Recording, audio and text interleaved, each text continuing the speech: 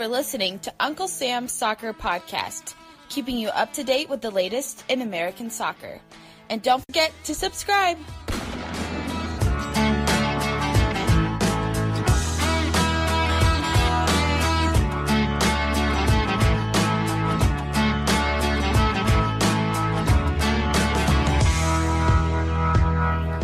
Hello, everybody, and welcome to this edition of Uncle Sam's Soccer Podcast. I think last episode, Armand survived a tornado, and this week, it's Jake and I surviving a winter storm in the middle of April, except Jake's not with us. But hello to everybody. Steven Jotter and Armand Kafai. Armand, how are you doing? I'm doing good. How are you doing? I'm doing well. Snow. It's freezing. I can't believe it. I was out late Saturday night and was walking outside, and it sounded like it was raining, but it was freezing rain. So you were just walking, and it just was hurting your face. Yeah, it's a no from me, dog. And the worst part is that the frozen ice particles would get stuck in your hair. So you walk inside, and then as you're inside warming up, your head is actually freezing because there's so much ice stuck in your hair. And the next thing sounds like you need to invest in a beanie. Yeah. You could buy one at Away Days. Awaydaysfootball.com. You get a pretty nice can buy beanie. So much stuff at Away Days, man. I got my order actually in this week, and I posted the video on Twitter, and you're a fake follower if you haven't seen that video. But dude. The jersey thing is actually like 100% sick. What type of jersey did you get? It's FC Whackers jersey. That's awesome. They're first in the Austrian second division right now. They're on the verge of getting promoted. Dude, like when I opened it, I was like, I don't even know what to expect. I mean, it was awesome. I mean, I used our promo code Uncle Sam 15% off, and let me tell you, what Martin has going on there is outstanding. I mean, I'm going to order another one at some point. I also have a jersey addiction, so that might be part of the problem. But, yeah, outside of that, I might have to get another one. Small issue there. Follow us on Twitter, Unc Sam Soccer Pod, Armand Kafai, Steven Jotter. In today's episode, we're going to talk some MLS. Who's the best team in MLS through Week 7? James Grossi, contributor to MLSsoccer.com. He's going to be joining us talking about TFC and the CONCACAF Champions League. And then later on in the show, we'll be having Eric Gomez, contributor to ESPN, to talk about the team TFC will be playing, and that is Chivas. It's pretty exciting times for U.S. soccer, particularly U.S. club soccer, with Toronto playing Chivas in the CONCACAF Champions League. And then MLS, Armand, it's been really exciting. I mean, well, we're just, 2 hours, it was 2 hours ago, we saw the end of Atlanta and NYCFC go down, or about an hour and a half ago.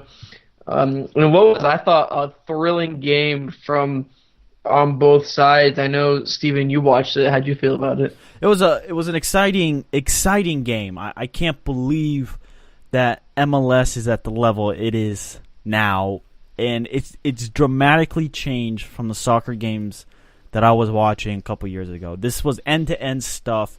I mean, just look at the managers on the sideline. Patrick Vieira and Tata Martino. I mean, who would have said those names 4 years ago? Yeah, you'll be watching an MLS soccer game with 50, 60,000 in the stadium, with a French legend and a manager who's coached the best player in the world in Lionel Messi. Who in the right mind would have said those words? I would have punched them in the face and said, "Stop! Yep. You're being delusional." I wouldn't have said that. And the styles put on. Beautiful. It was fun. It was contrasting football. It was possession versus the counterattack. It was beautiful stuff to watch, and I don't. It was fun to watch, and I think these are two of the better sides in MLS. There are still some really crappy games out there to watch. Armand, I know you were busy all weekend. Did you find any other games that were just really bad to watch? Bad to watch? I mean, not necessarily off the top of my head.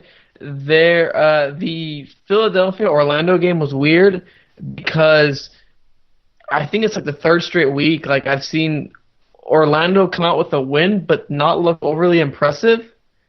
The ending to Portland and Minnesota was pretty fun too. We saw Darren Quintero get his debut and get a goal, and also create the own goal basically that Minnesota capitalized and they lost 3-2. I was gonna rant on how Minnesota's really underappreciated. I think I might say that for another weekend.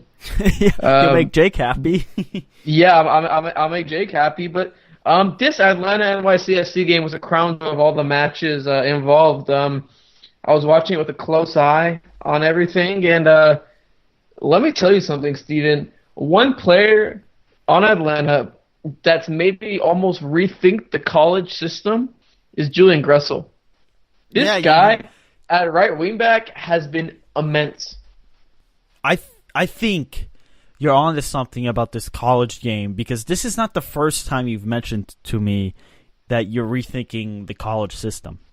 Oh, I've 100% I've almost not done a 180, but I'm like approaching it because I've been seeing play left and right. We saw Ja'Cory Hayes score the game-winning goal for FC Dallas. He's from Wake Forest, and the kid can play. I think he's going to push out Carlos Grazo from the starting lineup. That's what an Ecuadorian. I want to say it's Ecuadorian or Venezuelan. I think it's Ecuadorian. Not international, getting pushed out by a guy who was just in college a couple years ago. I mean, it's to me like there's plenty of serviceable players in that college system, and I've just begun to rethink it. I mean, Julian Gressel was one of them. He played a big role. Darlington Nagbe with that strike, even though it got pulled back, it was still one hell of a strike. And there's a couple other players that did play in the college system. I think I am beginning to rethink it, and it's different from the conversation that we were having a few months back. I do wonder what. It would be interesting to see the homegrown talent, and I know Kellen Acosta is a pretty big name, but I wonder if we can come up with other big names that are homegrown versus the going through college and going through that route. You know what I'm saying? In the sense of which has the highest ceiling? You know, you have Montreal giving up all their draft picks and saying, you know what, we're going through our academy. But then you have other clubs who are like, nah, we'll see what we can do through the draft. I think the draft, man, is a really what's the word for it? A really cheap way to get good talent. I think that's a good way. It's not as much of an investment. Now, I would say the academy players potentially have a higher ceiling because they start younger. You get them at maybe 16, 17, 18. But the college player comes in, I think, more ready because their body is more ready. And I think they've been playing competitive soccer. Now, if they revamp the system in how it's played, I think a lot of D1 players can be serviceable in within MLS. I mean, we've seen it. I mean, look how much faith Tata Martino, like I said, an internationally renowned manager, is putting in to a player like Julian Gressel, who I think went to Providence University. That's impressive, man. And the way Gressel's been playing, it's not like, oh, you know, it's system. No, he's creating opportunities, and his services are the ones that Martinez is capitalizing on and scoring. So, I mean, that's just one example, but I mean, I think there's plenty of others around the league, and maybe one episode I'll go in depth and try to find key contributors for each one. But I mean, I think it does play a big role. No, for sure. And this past weekend, the biggest game, as we alluded to earlier, was Atlanta United versus NYCFC. Armand, what was your biggest takeaway from this game? Biggest takeaway, man. New York City tries to impose their own style. Atlanta has a contrasting style, like you mentioned. But my biggest takeaway is New York City FC is the best team in the league. They came on the road. They imposed their style. Sure, they got hit in the counter a few times, but this is against the second best team in MLS. David Villa is still a threat, and they were able to bring him off the bench. Now, I don't know if that's going to be a usual thing for Patrick Vieira. Well, it might be just but kind of injured, coming off an injury. Villa was But hurt. he came on early. Yes. Well, Villa was coming off, he I think, was a calf injury, if I remember correctly, and the substitution was forced. So I don't know if they were wanting him to play 30 minutes versus 60 minutes, because I think he came in, I could check here, but he came in that 20-something minute marker. He came in like the 30 something. Yeah, you're right, 30 something. But they do have depth. I mean, they took off Jesus, they took off Berget, and they brought in Rodney Wallace at some point. They have depth all around the squad, and I think that's going to be a really key part of NYC's success. Let me tell you something. They weathered the storm at some points. You thought Atlanta can get 3-4, but no, they were fine defensively. And even though Atlanta put on pressure, there weren't that many clear-cut chances. On Atlanta's side, I mean, you saw a team that came out and tried to impose their will. And what I love about what Tata Martino does is how aggressive he pushes up those wingbacks. On the first goal, the Greg Garza tap, and you see the wingbacks push really high up. And that goal isn't made if the wingbacks aren't there. If the wingbacks aren't that high up, there is no goal. I think he did kind of go interesting, in which he kind of switched to 5-4-1. I mean, it was what I was seeing and what I was also reading on Twitter when he subbed on Barco. Mm-hmm. And also what they announced on the TV. And maybe that wasn't the best idea to go towards a 5-4-1, but I don't think it hindered them. They were still putting chances. I think they're just trying to protect against a loss in the end. Villa came on in the 35th minute, scored 3 minutes later off the penalty. PK. My biggest takeaway is the fact that NYCFC went to Atlanta, played in front of that hostile environment, weathered the storm, and picked up a massive road point. And I think these two clubs are going to be here all season long. And I wonder who is better suited if the home field advantage makes a big difference. Because NYCFC just proved we can do it at home, we can do it on the road. Now, can Atlanta United do it on the road? They seem unstoppable at home.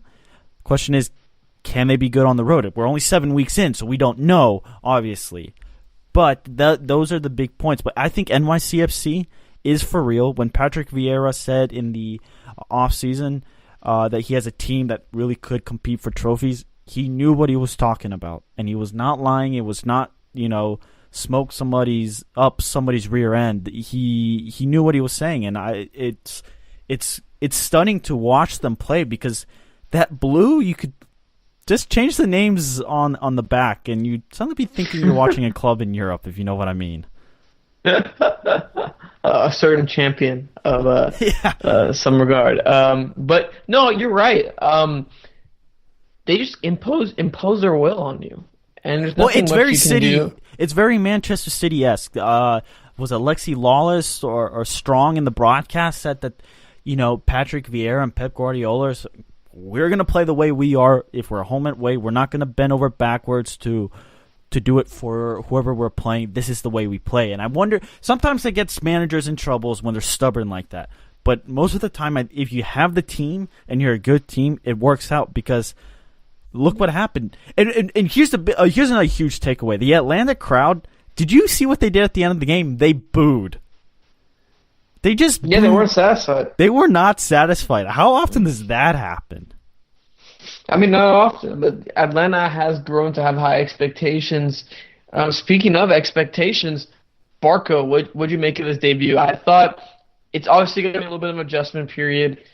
I thought he did have some flashes of what he can do, but there were quite literally just flashes. I don't think there was anything you could really make from that game, to be honest with you. Yeah, it's flashes, and I think there's going to be a transition period. And you also need to think about, Barco is also new to the teammates, and they're still trying to figure out how it works. It's one thing to work it in the training grounds, another thing to work it at 100 miles an hour in a game. And as he gets situated, I think you're going to see how good this Atlanta United team can be. With Barco, if he had done really well, it'd been great. He was doing really well. If he had been really poor, a lot of people would have said, listen, it's his first game. He was on for... It was a win-win, basically. Yeah, it was a win-win. He was on for 20 minutes. People got to see him. Woohoo, hype, you know. The bigger takeaway, Armand, when it comes to players is Almiron. He played magnificent. Oh, my God, I can't pronounce that. He played brilliantly. Yeah, no, Almiron, he really did.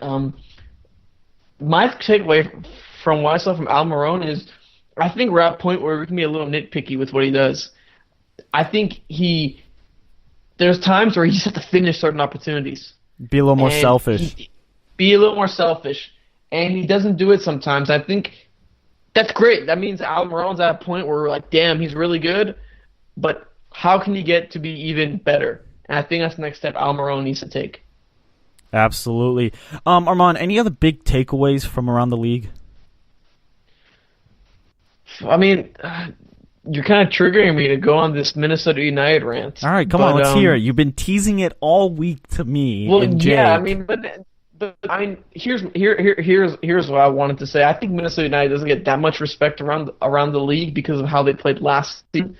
They haven't added anyone massive. They still play at TCF Bank Stadium, but I think the signing of Darwin Quintero is a step towards the end of the quote-unquote soft launch that a lot of people have tabbed Minnesota United, that they're going to just kind of just ride through it. There's no relegation and then go for it in year 3.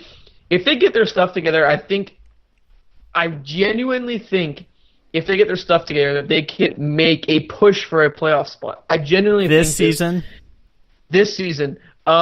In the summer, though, they're going to add one more piece. I mean, we've heard they were trying to add, I want to say it's a Colombian player, but they couldn't agree on a fee. I love the way Ethan Finley plays. Their back line still has issues, and they gotta address that somehow. But I mean, you have Darwin Quintero, you have Christian Ramirez, who hasn't been really as great as he has been. But I mean, you also do have another rookie who I really like, Mason Toy from Indiana.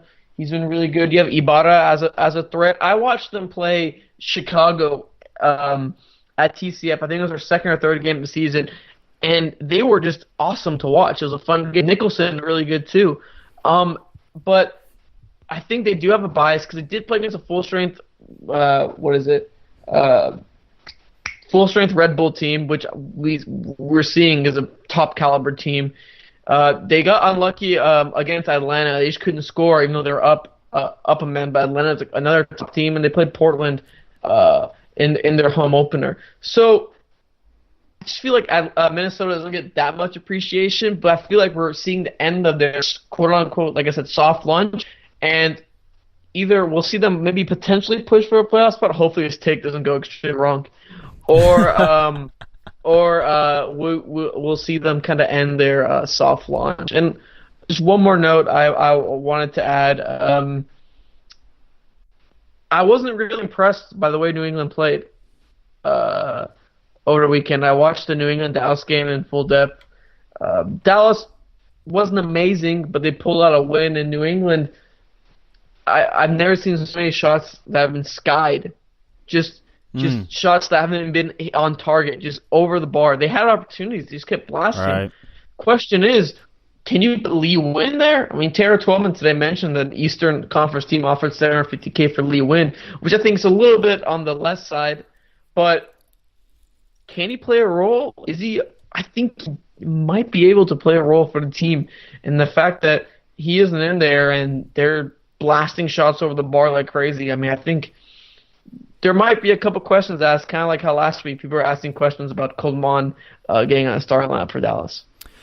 Quickly, Armand, best team in MLS is NYCFC. I agree. Up next, we're going to be talking with James Grossi. He contributes to MLSsoccer.com, covers Toronto FC. We're going to talk some Champions League. Champions League final.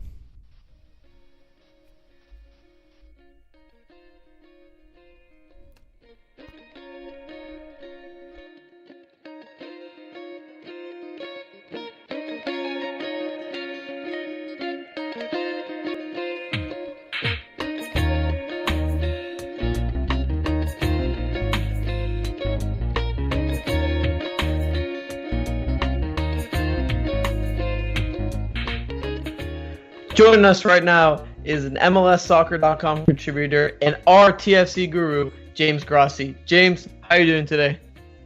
No, not too bad. Trying to stay out of this freezing rain that we have rolling through town right now. So I'm just hiding away, trying to stay warm. Yeah, I'm doing the same thing. Oh, this winter storm is insane. But James, a lot of talk around U.S. club soccer is with TFC, and I guess it's the third MLS side to reach this type of CONCACAF Champions League final. RSL and Montreal did in previous years. But this seems to be the first side that people are giving, or they're the favorite actually in this matchup. I mean, what's the buzz around town like? Yeah, if you talk to the club, they would very much dismiss that whole talk of favorites. I don't think anyone really likes getting into that sort of conversation. Michael Bradley was asked immediately after the match at Azteca last week, and he sort of laughed and threw it back at the media as like, this is the media's favorite question to ask a side is are they the favorites? And it was actually kind of fun. You saw Michael sort of smile and have a bit of fun, which is pretty rare. And, we asked Vanny very much the same thing on a conference call earlier this week. And his point was basically that, when it comes to these games, all that sort of talk doesn't really matter. It comes down to what the two teams do on the day. But, that said, as much as the team is going to refuse to accept that mantle, it's hard to not see them as that going in. And I think that's very much the difference between the two previous MLS teams that have reached this stage.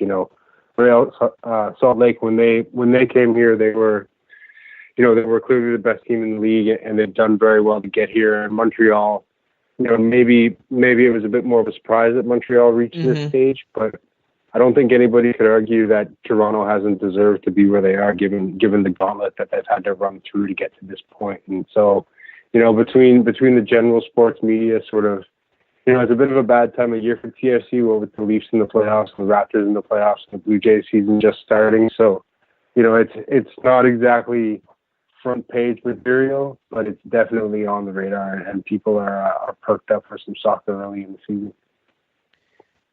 How do you think Greg Vanny has done balancing MLS and CCL? I mean, the club has obviously stated that they put all their attention on the CCL. Do you think he's even done a balancing job, or just put all of his marbles in the CCL? It's a bit of a tough one.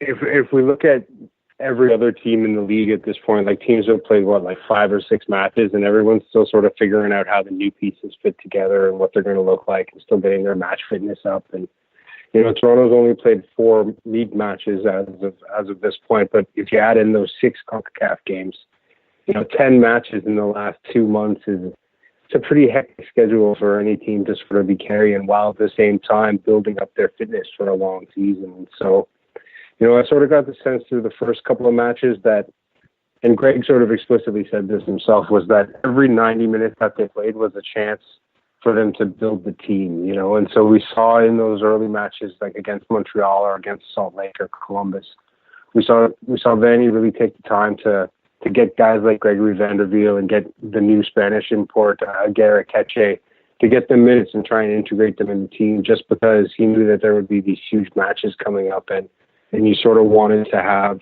everybody on the same page and everybody at your disposal. And it's been really difficult in terms of that sort of finding the balance between doing as well as you would like to do in the league and focusing as much as you possibly can on this sort of momentous occasion in the CONCACAF Champions League. And, up until this weekend, I would say that they've definitely been giving equal attention to both, with the idea that, they weren't just preparing for any one match. They were sort of going about their preparation for the whole season.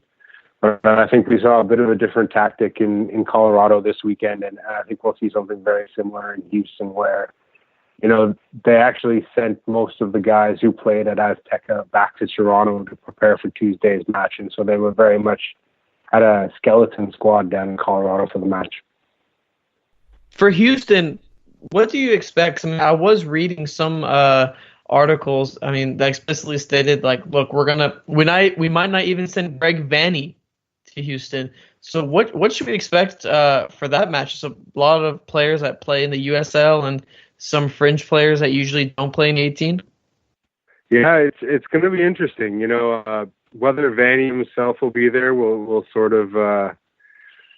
I guess it'll speak to sort of how focused Toronto will be on this second leg. But I think the hands are a little bit tied in terms of how many USL players they can send there. There are hardship rules, but you sort of have to be very limited in what you can do. And so I think we'll see a side very much like the one that we saw in Colorado. Just on Friday, the club announced that they had signed Jason Hernandez, a veteran defender who was with the team last year, to a deal. And they also added 3 more guys from TFC2 signing first-team deals. 2 of them are homegrown, and the other one is a local boy from the Toronto area that's been with TFC2 for a couple of seasons. And so, they were sort of playing with a pretty small roster. I think they only had about 24 or 25 of the 30 spots filled before last Friday. And so when it comes to that Houston game, what we've heard is sort of most of the team will leave Toronto after the first leg, and they will travel down to Mexico City or down to Mexico to prepare for the match against Guadalajara. And then it sounds like they will have a group that will depart from there and go to Houston for that match. And all the rest of the players will stay down in Mexico, focused on next Wednesday's second leg.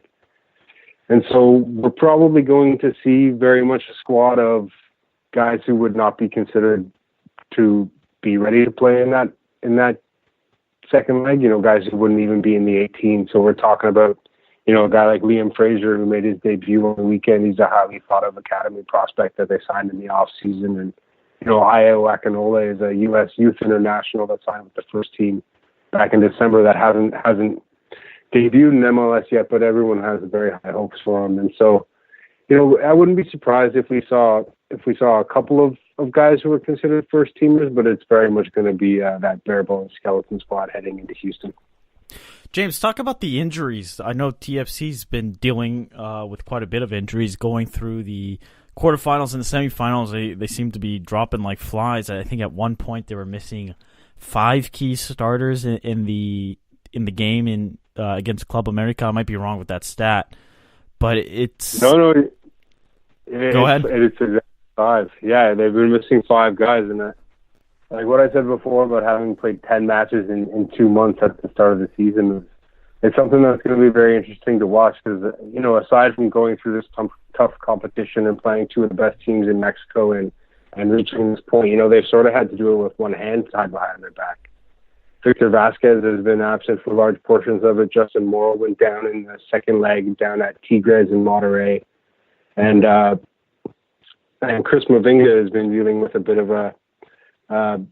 we're not exactly sure what it is. It's a bit of an abdominal groin sort of thing that the club's just sort of trying to rest and get better. And then at Azteca, you lose Josie Altidore like 6 minutes into the game, which is a gut punch. And then Gregory Vanderveel had to leave early in the match. He left at halftime with what Vanny described as tendonitis, although he wasn't exactly specific as to where that tendonitis was. So, heading into Tuesday, we're not quite sure who's going to be available. It's been a grind for this team between playing at altitude and playing on a horrible turf in Montreal at the Olympic Stadium and playing on the really soft grass here at BMO Field, where the weather has just been not nice for growing the kind of surface the team likes to play on. It's just been a really tough start to the year, and so we'll see what happens. But yeah, they're very short-handed, and that's not even to mention the possibility of some guys being suspended for the second leg.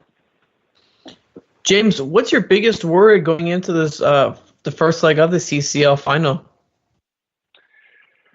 That's a tricky one because Chivas, after getting past Club America and getting past Tigres, who you could make the case are 2 of the best teams down in Mexico, no one's quite sure what to expect from Chivas. They've struggled in Liga MX, and you could make a case relatively easily that Red Bull should have gone through in the other semifinal and we'd be having an all MLS clash. So it's one of those situations where how they approach the game will very much not necessarily dictate how it'll play out, but it'll sort of affect how Toronto wants to go about things. Toronto they've made the most of having the first legs at home through these last 2 series, Getting the 2-1 win over Tigres and going down there and doing just enough to get by on away goals. And then taking that massive 3-1 win in the first leg against Club America, which turned out to be pretty much all they needed. And so I expect Toronto to look to make the most of being at home once more. They're going to have a very full house that's going to be very excited. The weather here has been absolutely disgusting, and it's not looking like it's going to get much better before the game.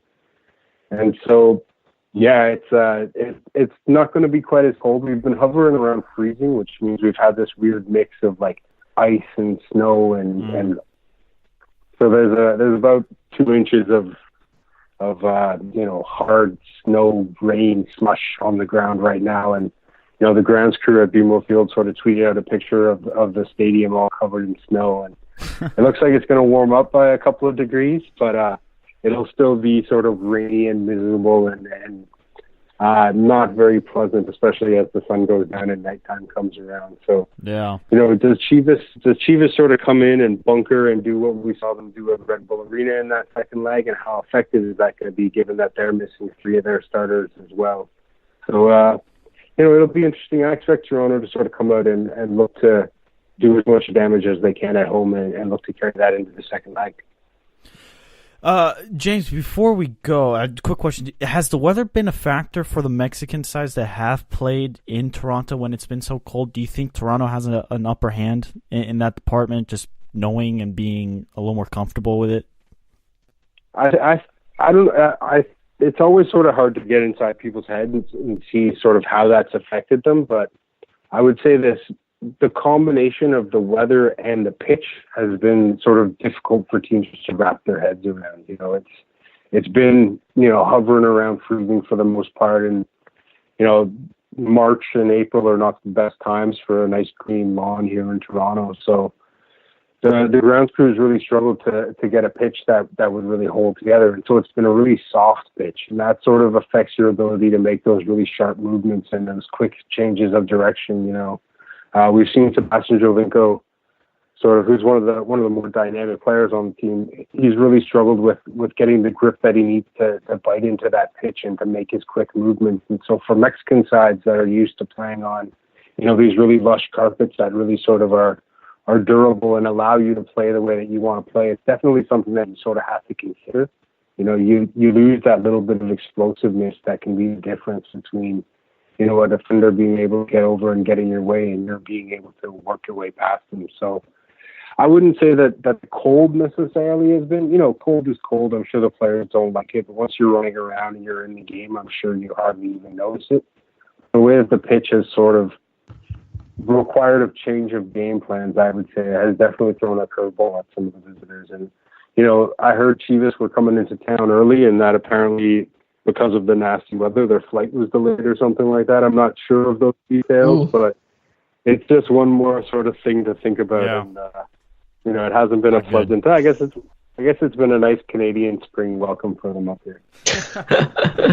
James, final question for you: is there any worries, either within the fan base or what you've heard, of the matchup being kind of a letdown after taking down top Liga MX sides such as Club America and Tigres?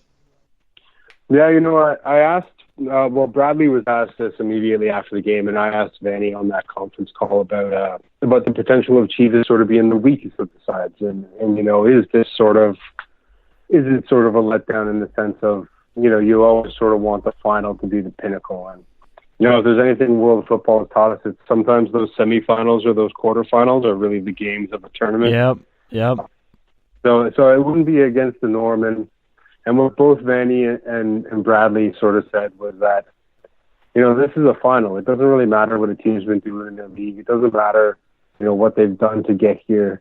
Once you're in a final, all that sort of gets thrown out the window, along with that favorites tag that we were talking about before. This will be 180 minutes of 2 very good teams, 2 teams that are very much full of pride in themselves and their organizations. And, they'll both go out there and they'll do everything they can to win. And so, Chivas might be at the bottom of the Liga MX table or down in the dumps a little bit in the league season. But, this is a big team with a lot of support, and they'll come out and they'll play that way in this series. And so, Toronto's not really expecting an easy ride through these 2 matches. And, I think something else that Bradley said post-match was that, in Tigres, they sort of had to get through the best team in Mexico, the team that's been the most successful in the last couple of years. And in Club America, they sort of had to get through the historically most successful team in Mexico. And so now to just complete this sort of gauntlet by having to go through the most popular team in Mexico, the team that's sort of Mexico's team, just sort of, it's you couldn't have drawn up a better conclusion to a Champions League for a club like Toronto or a club that's representing Canada and MLS in this competition. Oh, absolutely. Well, James, we appreciate it.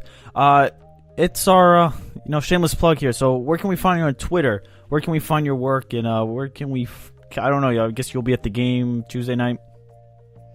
Yeah, I'll be covering the match on Tuesday. You can we've got a couple pieces up at MLS Soccer. Well, one that's up and one that'll be up tomorrow morning, sort of based on a lot of what I've been talking with you about here on the injuries and the yellow cards and sort of TFC's assessment of what Chivas will be throwing at them. And on Twitter, I'm at Grossi. It's sort of a deranged version of my last name. It's Grawsee. And we'll be covering everything up leading into Tuesday, and then whatever happens after that, we'll see. We will see. Absolutely, we'll have to have you back on to, I guess, follow up on whatever happens with this game. But thanks again, James, and stay warm out there. I will, man. I will. And yeah, anytime. It's shaping up to be a really fun week here in Toronto. So just keep in touch. Absolutely. Thanks again.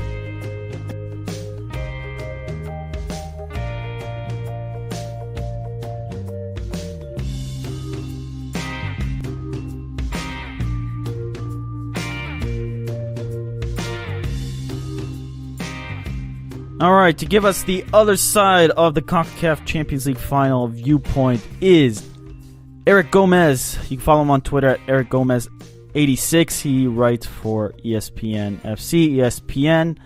Eric is down in Mexico City. How's it going?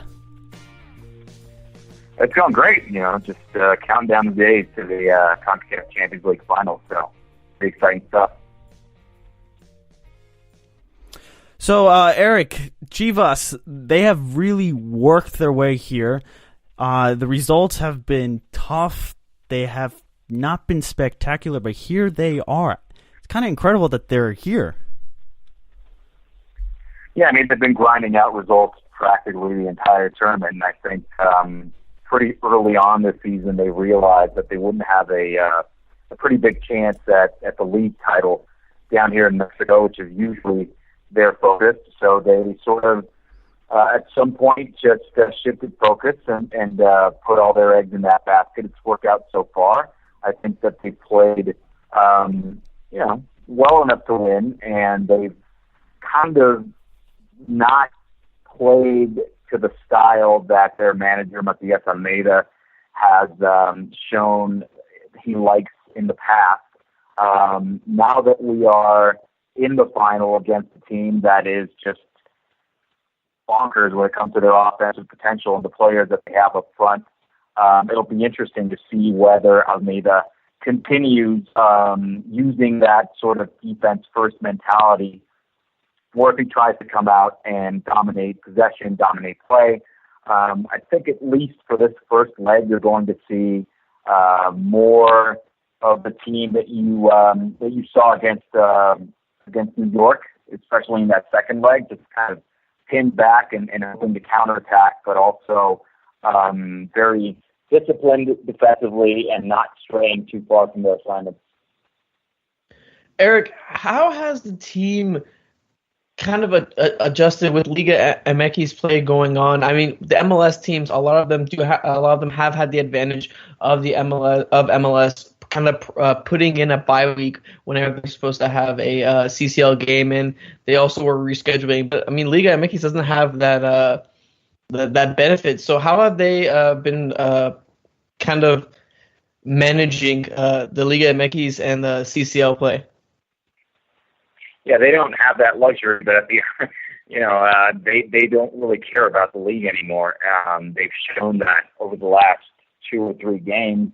Every every lineup that you've seen from Chivas, I think from the semifinals of the CONCACAF Champions League on from that first leg, has been their B team. They've been throwing a lot of kids out there trying to give their main players a rest and sort of focusing them on the task at hand. I mean, if you think about it, Chivas is one of the two most successful teams in Mexico in their history. This is a team that's been around since 1906, and they've got 12 league titles since 1943 when the Mexican First Division was first founded.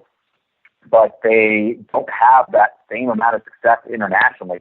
The only CONCACAF Champions League title that they have, or CONCACAF Champions Cup, I should say, because that's what it was back then, you'd have to go back to 1962 to talk about. So they are hyping their fan base up by going after a title that they had never sort of really paid attention or hadn't been successful when they did go out and try to win it. 56 years is a long time for a team like Chivas to win a major international title. So right. They are completely focused on it.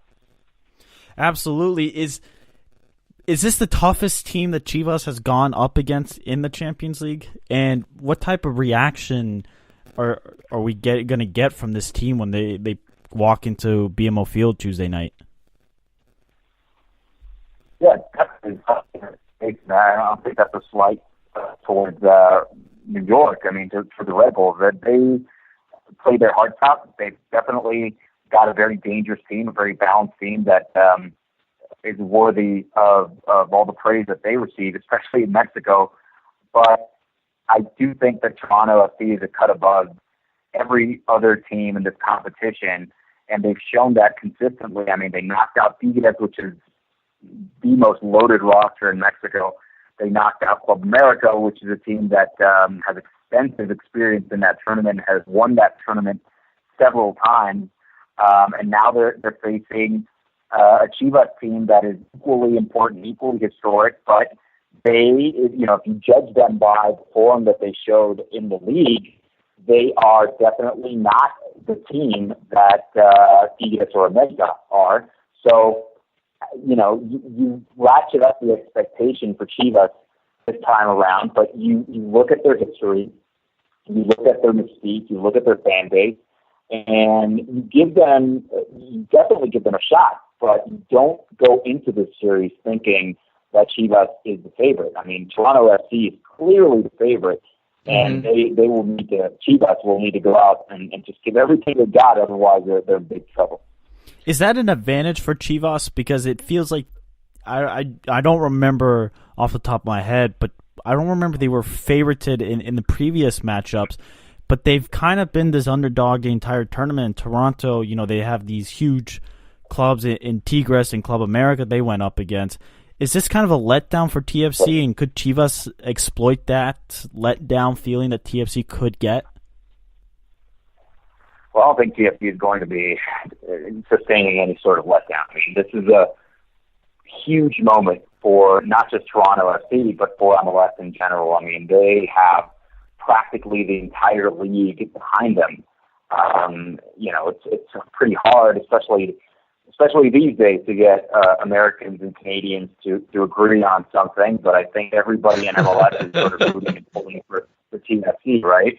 At the same time, they, like I said before, they've gone up against bigger and better teams, at least when it comes to form, and they've done really well against them. So I think they're focused on the task at hand, TFC, and I think Chivas, they won't really be getting any sort of advantage in terms of what TFC expects from them. I think TFC is going to go into those games focused and expecting an all-out war from a team that, like I said before, is one of the two greatest teams in Mexico and has not won this tournament in 56 years. So if you don't think for a minute that Chivas is dying to win the tournament, I mean, you're wrong, but at the same time, they have a mountain to climb, and this is not common for Liga MX teams. I think it's more of a disadvantage for Chivas to go into this game with all their history, with all of their accomplishments, and sort of say, look, we are not favored to win. We probably can't play the way that we're used to playing, which is this beautiful offensive style, possession heavy, etc. we kind of have to go in there and buckle down for 90 minutes in Toronto and hope that we bring it back to Guadalajara and give ourselves a fighting chance. Eric, how has the team been able to separate their league play, which you've mentioned has been really disappointing, and they're playing the CCL, which they're in the final, plain and simple. Have they been able to just be like, all right, guys, like Liga MX, like, look, it looks like we're not going to get into Liguilla or anything like that. This is your goal. This is what you need to do. You need to win the CCL. Liga MX is usually a tournament that gives you a chance to qualify pretty much until the very end of the tournament, unless you've been dreadful. Chivas has had a pretty bad season, but even now, or at least a week ago, they could still get into the playoff if they sort of, if they ratchet up their level of play and play themselves into the Liguilla. But as I mentioned before, Matias Almeida has been pretty clear, not to the media, but it's implicit when you run out a bunch of kids and you're still potentially fighting for a playoff spot in the league. So the message that he's sending out to his players, to his fan base, is we're going all out for CONCACAF. They can separate that because it's not guys that's going out there every 8 days. You know what I mean? If they're, I think it would be pretty interesting and definitely different for us to talk about if Alan Pulido and Orbelín Pineda and Rodolfo Pizarro and all those guys were playing both in the league and in the CONCACAF Champions League, but they're not. So they can separate that quite nicely. And to your point earlier about MLS helping TFC with these bye weeks and rescheduling games and so forth, I mean, Chivas is kind of doing the same themselves. They're basically giving the best players some rest and allowing them to get ready for this final match. Now, we saw Jair Pereira get suspended for 2 matches. He served the first part of his suspension in that Red Bull leg. How will it affect the first leg of the CCL final? Jair Pereira is a very important part of that defense. And I think anytime you take out a player of that importance, of that just of that magnitude for a team like Chivas, they're going to suffer. We've seen them struggle without Jair Pereira and also Osvaldo Alanis, who's their other center back, many times this season. And I would argue that not having Osvaldo Alanis at the start of the season kind of doomed them from the get-go. So they need everybody that they can get. Are there players who can sub in for Jair Pereira and sort of, patch up the defense and make sure that you don't really see that big of a drop in play? I don't think so. I mean, they've been going out there with 19-year-old Benjamin Galindo Jr. in the league, and he's been spotty at best. I really don't think that there's another player on that roster that can give you the type of things that Pereira gives Chivas.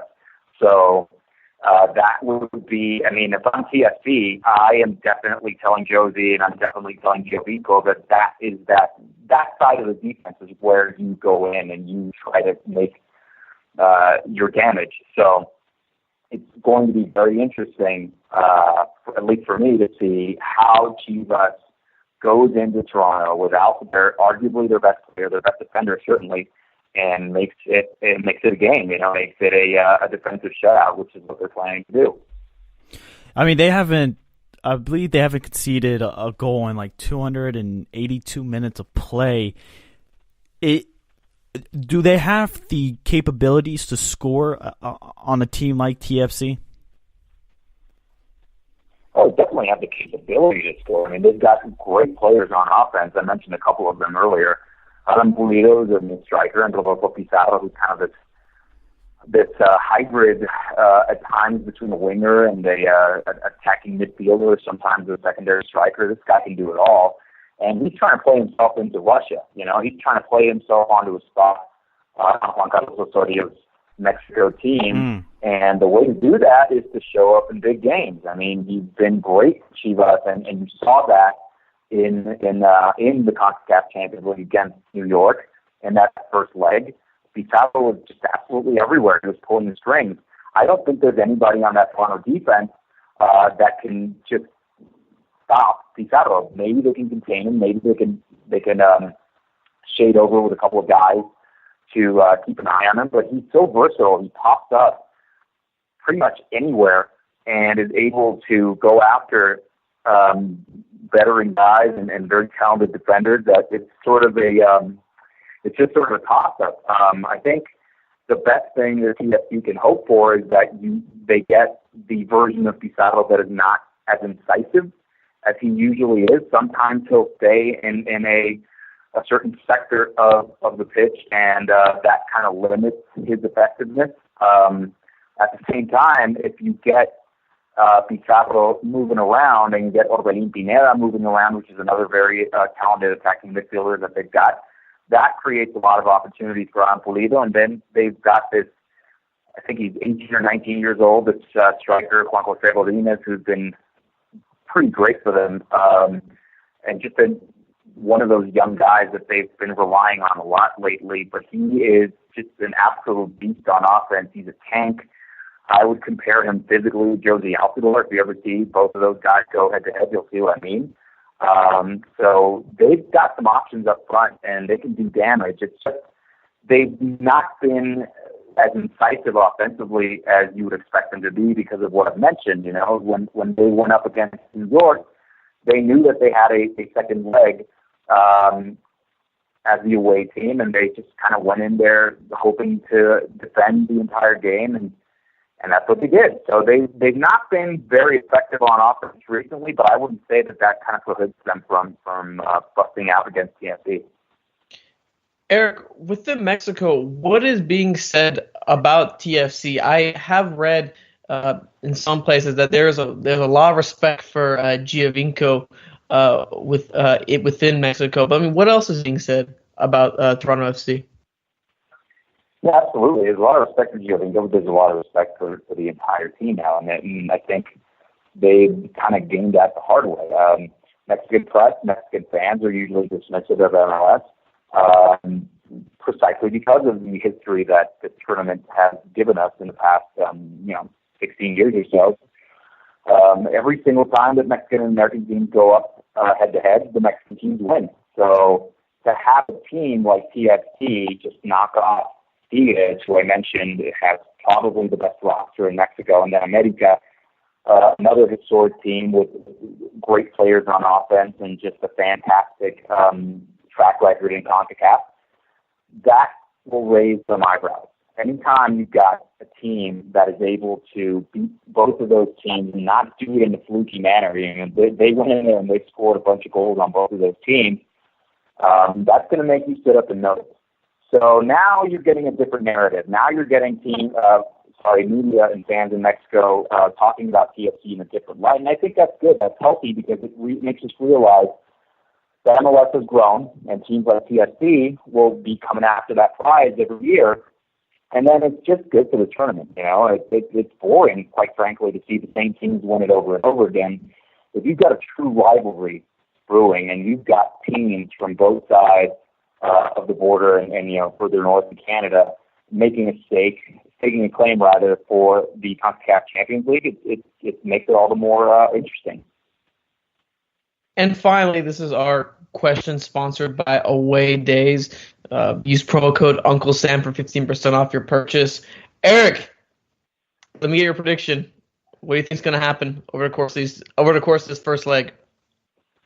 Over the course of this first leg, I think that you will get a Chivas team that will be initially speculative, and TFC will take advantage of that. Then in the second half, I think you'll get a completely different response from Chivas because they won't want to go home down in the without an away goal. So I think you'll get a 2-1 win for Toronto, and that kind of leaves it wide open for that second leg. And then who do you think will take the second leg if TFC take a 1-goal advantage, but Chivas have this away goal?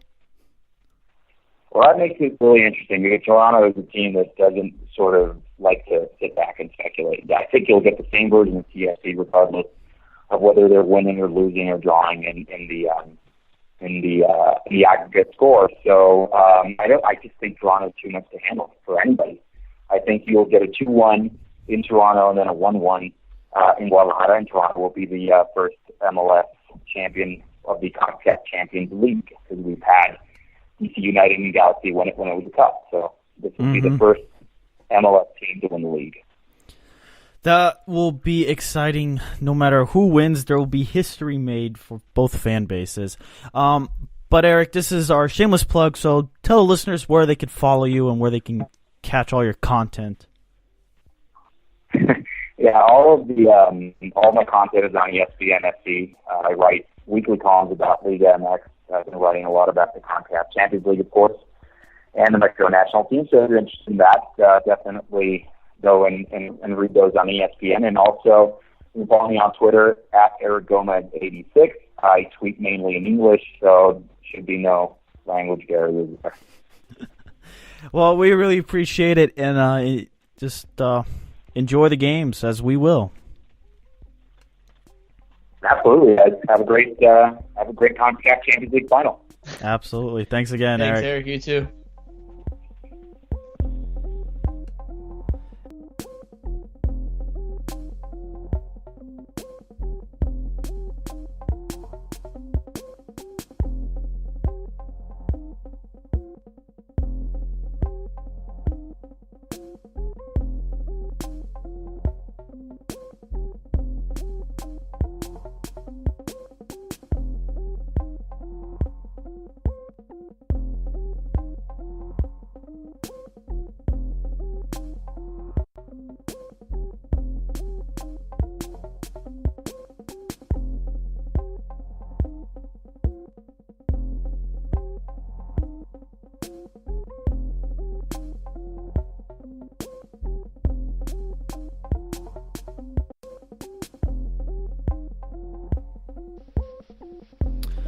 Armand, we're talking, I believe, with James in the break, and I have to say, up until the UEFA Champions League quarterfinals this last week, the CONCACAF Champions League have been more exciting. There's been more... I texted you, right? I texted you and Jake, and I was like, guys, I'm really more excited for this Red Bull Chivas game than I am for whatever the other game was that was going on in UCL.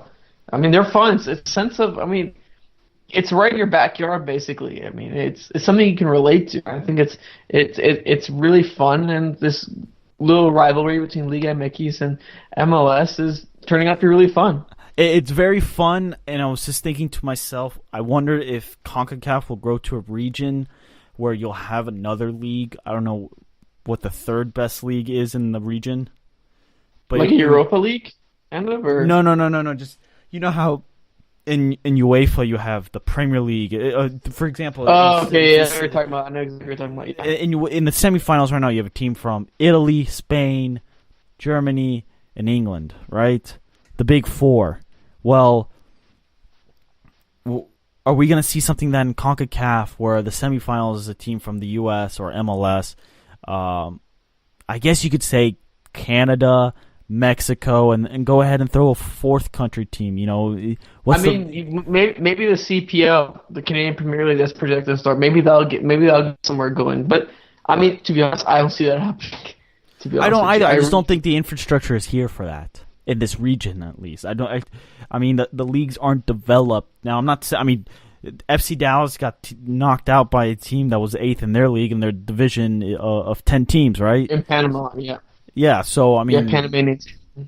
Yeah, so how good is this? How good is this?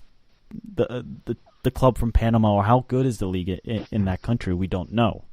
But I'm super excited. And listeners, go to awaydaysfootball.com. Use promo code Uncle Sam for 15% off. Armand got a fantastic jersey. Dude, I got FC Whacker jersey, guys. Like, I'm gonna be straight up with you. Like, I'm gonna wear it. Well, I might wear my city jersey tomorrow, but I might wear it like on Tuesday or something, because like it's sick and it's like 100% authentic, and it was a surprise. He also gives you a bunch of cards too, so it's pretty cool, man. So I might use it again, but like I said, I have an addiction. So yes, Armand, buy more jerseys. Listeners, follow us on Twitter Steven Jodder, Armand Kafai. Armand, prediction time. Who's winning it? Are we talking about this game on Tuesday or overall? Overall. Screw the single game. I don't. That doesn't matter to me. I have TFC dominating 5-1. I got TFC lifting the CONCACAF Champions League, the first MLS side. History, we'll see them at the FIFA Club World Cup. That's going to be interesting. Sorry, Chivas. How will that work with MLS Cup? Because they almost interfere. Armand, right now we're focusing on this week. Let's just focus on this week. Okay, we're right. One at a time. One at a time. They're going to go win the Club World Cup just as they're going to win this CONCACAF Champions League. Oh, jeez. Hot take there. All right, listeners, we'll be back next week. Jake Watroba, Minnesota. Big shout out to him as well. Follow him at Twitter for his Minnesota takes. See ya.